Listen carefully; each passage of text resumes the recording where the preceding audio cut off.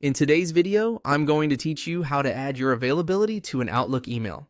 To get started, open Outlook and head over to the calendar section. This is where you'll create a time option that you can share with someone so they can clearly see when you're available.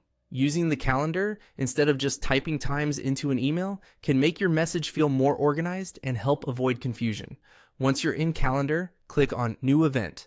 This opens the event creation window where you can enter the details for the time you want to offer. Think of this as creating a temporary meeting option that reflects your availability. Next, add a title for the event. Keep it simple and descriptive so it's easy to recognize later.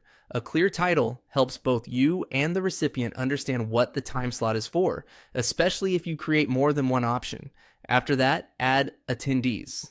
This is where you include the person you want to share your availability with. When you add them here, Outlook can better connect the event to that conversation and make the scheduling process more streamlined.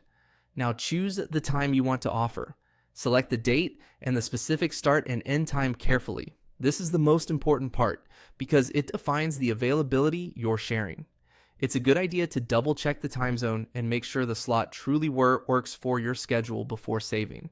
Then search for a location. If the meeting will happen somewhere specific, you can enter that here. If it's a virtual meeting, you can still use this field to note the platform or keep it general, depending on your workflow. Including the location can give the recipient a little more context right away. At the top of the event window, click on the busy status to open the drop-down menu.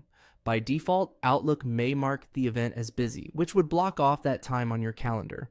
Since you're trying to show availability, you'll want to change that setting. From the drop-down, click Free. This tells Outlook that even though the event exists on your calendar, the time should still appear as available.